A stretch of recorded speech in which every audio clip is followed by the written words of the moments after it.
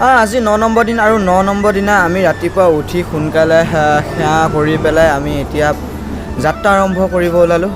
আজি প্ৰায় 9টা বাজিলেহি ওলাওঁতে একো নাই, ৰাম নাম লৈ গৈ থাকিম। তেনেহ'লে ভিডিঅ'টো শেষলৈকে চাই থাকিব। জয় শ্ৰীৰাম।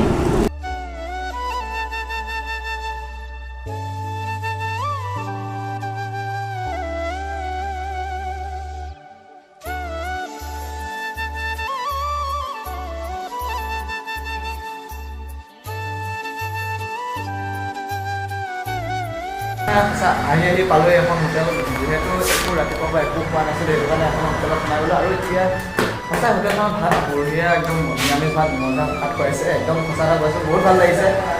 নিৰামিষ ভাত এনেকুৱা ধুনীয়া বনাইছে, কৈছোঁ কি সঁচা এবাৰ নহয় দুবাৰকৈ ভাত খুৱাইছে। একদম এনেকুৱা ভোক লাগি আছিলে আৰু ভালো লাগিলে ভাতকেইটা খাই। এজন পুৰা বঢ়িয়া ভাত খোৱালে। ভैया बहुत अच्छा खाना खिलाया, अभी बहुत अच्छा बनाया है, धन्यवाद। সত্তৰ টকাৰে বঢ়িয়া নিৰামিষ ভাত খুৱাই দিলে আৰু পেট ভৰিলে। এতিয়া ভাতকেইটা খাই সঁচাই বঢ়িয়া, ভাল লাগে, মানে আৰাম পাইছোঁ অলপ। আৰু অলপ তাতে ৰখি ল'লোঁ 10 মিনিটমান। আৰু এতিয়া আমি যাত্ৰা আৰম্ভ কৰি দিলোঁ আকৌ তাৰ পৰা। আৰু এতিয়া আহি পালোঁ এটা টোলগেট। আৰু টোলগেটটো সোমাব ধৰোঁতে এজন দাদাই বাইকেদি আগত গৈ ৰখিবলৈ দিলে, কিন্তু কিহৰ কাৰণে ৰখিব দিলে গমটো নাপাওঁ। তেনেহ'লে ৰখোঁ, দাদাই কি কয় এবাৰ শুনি চাওঁ। যেনে ৰখাই পেলাই আমাক কিবা এটা দিলে, মানে ৰাস্তা কিবা খাবলৈ কিবা এটা দিলে, আৰু লগতে মন্দিৰত দিবলৈ কিবা এটা দি দিছে। তেনেহ'লে মন্দিৰত দিবতো লাগিবই।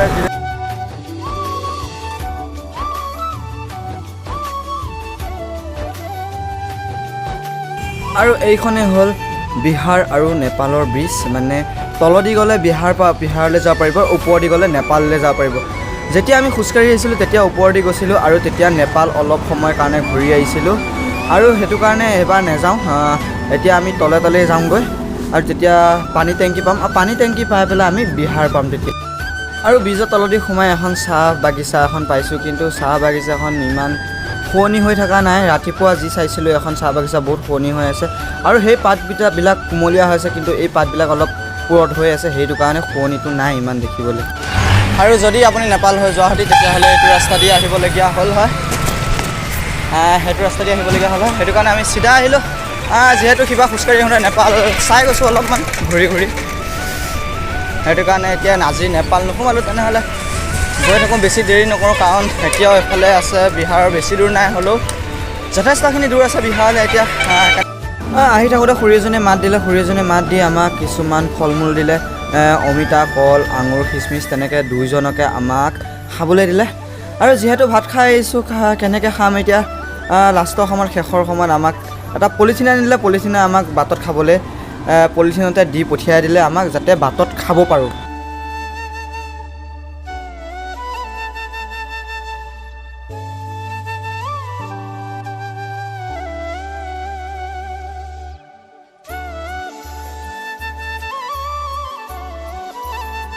একবাৰ জয় শ্ৰীৰাম, জয় শ্ৰীৰাম, জয় শ্ৰীৰাম, জয় শ্ৰীৰাম, জয় শ্ৰীৰাম।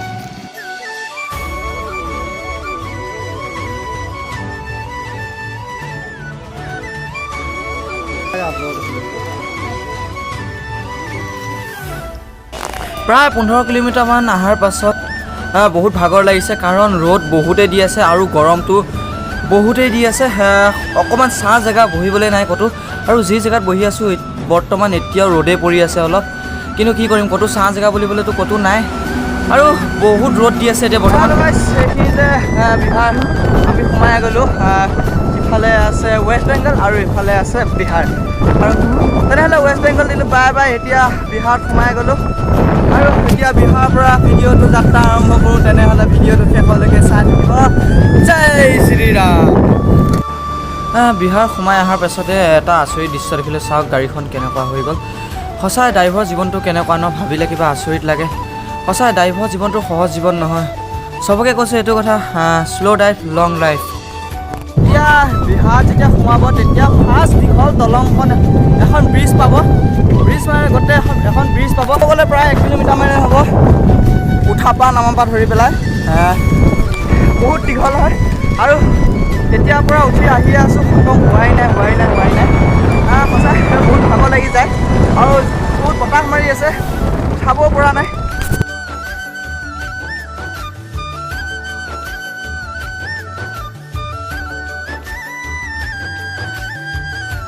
যেতিয়াৰ পৰা বিহাৰত সোমাইছোঁ তেতিয়াৰ পৰা চাইকেল চলাবলৈ একদম অশান্তি লাগি গৈছে। বতাহে ইফালে বোলে বতাহে চাইকেল চলাব নিদিয়ে আৰু ইফালে আকৌ ব্ৰিজ সোপা। বিহাৰত যেতিয়াৰ পৰা সোমাইছোঁ তেতিয়াৰ পৰা ব্ৰিজ অভাৰ ব্ৰিজে পাই আছোঁ।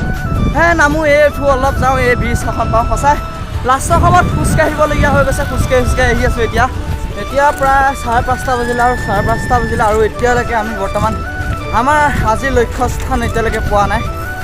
সঁচাই আৰু বহুত দূৰ আছে এতিয়াও। বহুত দূৰ বুলি ক'বলৈ আৰু এতিয়া আছে প্ৰায় 15 কিলোমিটাৰ। আৰু এতিয়া লাহে লাহে আন্ধাৰ হ'ব ধৰিব। এতিয়া অলপমান পাছতে আৰু আধা ঘণ্টা পাছতে আন্ধাৰ হ'ব ধৰিব। তেতিয়াহ'লে এতিয়া গৈ আছোঁ, উপায়টো নাই, যাবতো লাগিবই। আৰু যিহেতু ইয়াত কোনো ঠাইত ৰখিবলৈ জেগা অকণ নাই। সঁচাই আজি বহুত কষ্ট খাবলগীয়া হৈছে। প্ৰায় বিহাৰত সময়ৰ পৰা প্ৰায় 25খনমান অভাৰ ব্ৰিজে পাৰ হ'বলগীয়া হৈছে। এই উঠো এই নামো এনেকুৱা নিচিনা হৈ গৈছে। আৰু বতাহটোৱে বহুত কষ্ট দিছে। আমাৰ দৰে যদি কোনোবাই চাইকেল লৈ আহে তেতিয়াহ'লে অলপ ষ্ট্ৰং হৈ আহিব। যিহেতু ব্ৰিজ বহুতেই আছে আৰু প্ৰথম যে বহুতেই কষ্ট খাব ব্ৰিজৰ কাৰণে।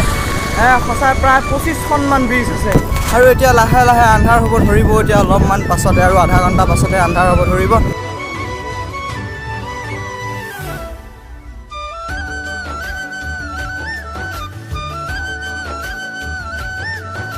এতিয়া প্ৰায় 6:40 হ'ল আৰু 6:40ত আমি এখন ধাবাত আছোঁ। আৰু এইখনে হ'ল ধাবা। আৰু এইখন ধাবাত যেতিয়া আমি পেডেল যাত্ৰা কৰি আছিলোঁ, যেতিয়া আমি খোজকাঢ়ি আহিছিলোঁ, তেতিয়া এইখন ধাবাতে আছিলোঁ। সেইকাৰণে ভাবিলোঁ ইয়াতে সোমাই যাওঁ আৰু ইয়াতে থাকি যাওঁ। যিহেতু দেৰি হ'ল যেতিয়া সেইকাৰণে ইয়াতে থাকি যাওঁ। আৰু আজি সুধিলোঁ ইয়াত থাকিব পাৰিমনে। ইয়াতে কৈছে বোলে থাকিব পাৰিবা আৰু আমাক অলপ জেগা দিছে। আৰু সেই দুখন আমাৰ চাইকেল। তেনেহ'লে আজি ভিডিঅ'টো ইমানতে সামৰণি মাৰিছোঁ। তেনেহ'লে লগ পাম এটা নেক্সট ভিডিঅ'ত। সঁচাই আজি বহুত কষ্ট হৈছে আহিবলৈ। তেনেহ'লে এটা নেক্সট ভিডিঅ'ত লগ পাম। জয় শ্ৰীৰাম।